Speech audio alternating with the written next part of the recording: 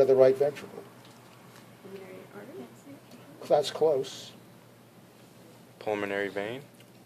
That wouldn't work. That was the previous. That would be fatal.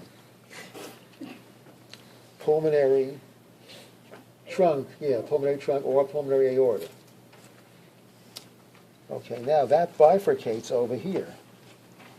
Now this is the kind of thing on the exam where people will have to parade by the front table and look in. There's only one angle of view, and I can't swing this around through the air the way I could kind of brain, for instance, because these blood vessels will rip if they're put under tension. But look at this. Are you sure? Here is the pulmonary trunk right over there, also called the pulmonary aorta. It bifurcates to give rise to two vessels. The bifurcation is right there. So if you look in this way, you can see it right over here. Here's the left pulmonary artery, you see right over there, and there's the right pulmonary artery. See them branching this way and that way? Okay, so if you can't see that because you're over there, you should get closer and look over here. The probability that I won't ask those, all the big deal things are going to get asked, and these are big deal things. Oh. So, did you see this? Okay, the pulmonary trunk, the right pulmonary artery, you see the pulmonary trunk, the right pulmonary artery, and the left pulmonary artery. The bifurcation is right there. See the pulmonary trunk, the right pulmonary artery, and the left pulmonary artery. Notice that the right pulmonary artery passes under this, passes internal to this to get to something on the right side. What is this? What is this? The ascending aorta. So what's this? It's a beautiful thing. Yeah, the arch of the aorta. This is the aortic arch. Okay.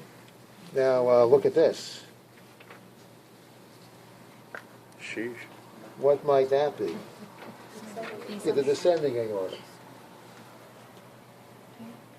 You see, it takes some big pieces of plumbing to maintain homeostasis.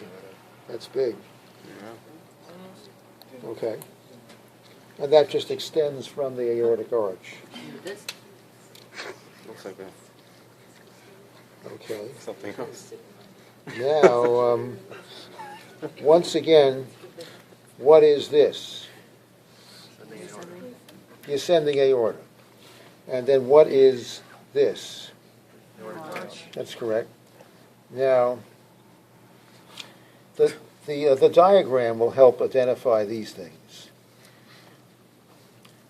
Now, going from proximal to distal, what is that? Subclavian? Yeah, the brachiocephalic artery or the brachiocephalic trunk. Wrong. And then I'll comment on its branching over here in a moment after we do the proximal ends of things. What must that be? Say again? Which common carotid? Left. Yeah, the left common carotid artery. And what's this? Subclavian? Which subclavian? Left. Yeah, the left subclavian. So there they are. This is the most common pattern of branching from the aortic arch.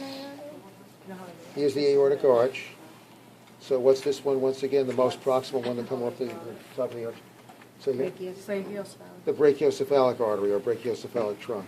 Left common carotid. The left common carotid artery. That's the next distal. And then this one. Left subclavian. Yeah, the left subclavian. This is only, and then you have to say artery or vein, so don't leave off that word because you'll get a partial zinger. So don't just say left subclavian, say left subclavian artery. Okay. Now, yeah, they have to be arteries. You're not going to have a vein coming directly off an artery. That kind of mutation would be fatal. Okay, so look at this. What is this vessel once again over here? Yes, and then you see it's giving rise to these two things. This one is projecting laterally toward the right. What must this be? This is the right subclavian artery. In the most common pattern of branching, the brachiocephalic artery bifurcates to give rise, distally, to give rise to a right subclavian artery. I'll hold it like this. I could say if I ask it, but I probably should say when I ask it. I see. This is too big to leave out, it has to be on the test. I'll hold it like this when I ask it. Then, what is this, would you suspect? Right, common carotid. Yeah, the right common carotid artery. And then that Can you read the name bifurcates. of that again, please?